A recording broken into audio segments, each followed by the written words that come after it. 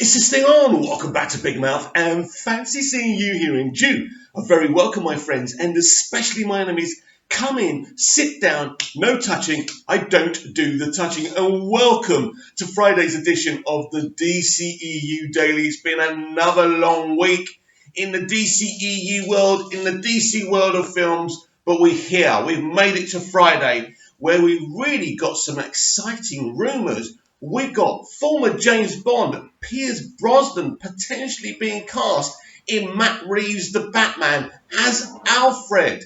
And will Cyborg and The Flash finally unite in the Flash movie? I've got a really good feeling about that. And finally, I've got a message for Grace Randolph and other DCEU haters trying to inject poison because they're so bitter and twisted and jealous how well Walter Hamada is doing and how they can't touch this franchise now. That's later. First, let's talk about the rumour that former James Bond, Pierce Brosnan, could be in Matt Reeves' The Batman as Alfred. What do I think about this potential casting? It will be absolutely fantastic. Are you joking me? I would assume he would keep his Irish accent. That would not bother me in the slightest. Of course, there's going to be wankers out there who are going to make a very big deal of the Irish accent. I'm not one of them. This is Pierce Brosnan. Pierce Brosnan would play a very interesting type of Alfred. What type of Alfred, you ask? Someone who punches, someone who kicks, someone who fights, someone who holds a gun, someone we know. And we already know from the Pennyworth series a bit about Alfred's history. But, you know, Alfred was a soldier in the army. He's a trained fighter. You know, there's more to Alfred than actually being a butler. And really, like Bruce Wayne is Batman's disguise, Alfred the butler is really Alfred's disguise. He literally is Batman's right arm. And, you know, he's a fighter. He's a trained fighting machine. And I think Pierce Brosnan, even though what is he in his late 60s, whatever, he can still, hold his own. So this would be really exciting for me. I've got to say, probably my favourite James Bond. I think he was awesome. He really is. Why do they do that? Why do they put those pop-ups on there when you're doing a video or when you're... Anyway, right. Yeah. If not one of my favourite Bonds, Pierce Brosnan is an awesome... the best Bond ever, right? And how awesome would he be as Alfred? And it just goes to show you what Matt Reeves' thinking is. He really is going to give us a comic book Batman, a comic book Alfred. And this is really interesting now, what type of Batman movie we're getting. I'm still not convinced that Ben Affleck isn't the older Batman, seeing flashbacks of his younger times, his beginning as Batman. I really do believe that Ben Affleck could still be involved, and that could be the biggest news yet to come. He did say he's not Batman anymore on an interview show, or he kind of said, I'm not Batman anymore. It was kind of toned in a question. Very interesting. But we'll see what happens about that. But if it's true, Pierce Brosnan as Alfred would be amazing. Of course, take it with a pinch of salt. All rumours at this point. But I tell you what, who comes up with a rumour like that anyway? It's going to happen, surely. And I'll be really pumped to see it. Now, in 2016, when Zack Snyder and Deb Snyder, his wife, were running the DCEU, the plan was to have Cyborg cameo. Not cameo, it was going to be a Flash kind of Cyborg kind of movie, if you like, the Flash movie. And that was very interesting to me and very exciting for the fans too.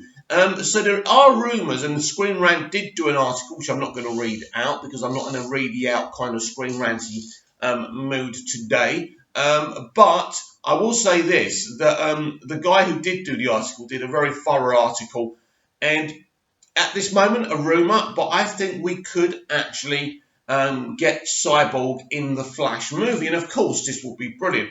You know, Ray Fisher's been a great advocate for Cyborg. He really has, ever since he's been in the more movie. Passionate, trying to fight for the Snyder Cut as much as he can as someone in the inside of the situation. But he was very, very good as Cyborg.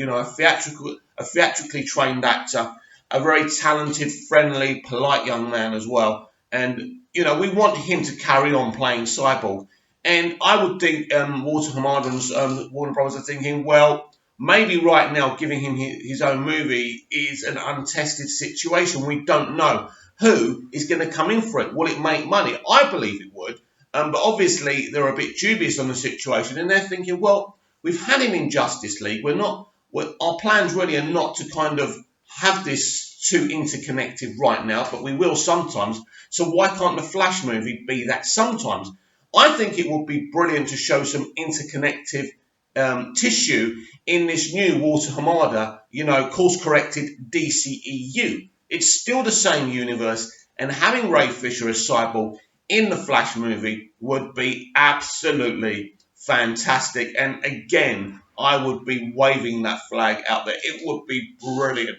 I think Ezra Miller this may be the reason why this could be happening, because Ezra Miller probably liked that idea. Ezra Miller's been on board with the Flash. He has been the Flash from the very beginning. He's seen all the directors, all the writers, all the creatives. Yeah, my elbow fell for that one, didn't it? Anyway, I look so cool swinging around with this squeaky chair. I love my squeaky chair. Someone said to me yesterday, your chair's too squeaky, it's annoying. But I love my annoying squeaky chair, and you may have to put up with it until I tell you what, buy me another one like this that swings around, and you won't have to listen to the squeaky stuff. And if you're interested, I'll send you my address, but just don't come and kill me or anything like that, because that would be unfortunate. And no more videos. Maybe that's what you want. But until that happens, we carry on. So, yeah, the Flash and Cyborg in a Flash movie together would get my seal of approval, especially with the people, the creative team behind the Flash movie now. So I hope it does. As I say, injecting some interconnected tissue within the DCEU again, but done by people who know what they're doing, who haven't, where there's not this problem where we hate the DCEU, oh, it's rubbish, the DC are bad, they don't know how to make movies. Where we've got this positive kind of thing going on right now, this positive aura going around surrounding the DCEU, with Aquaman making $1 billion and Shazam making four times its budget.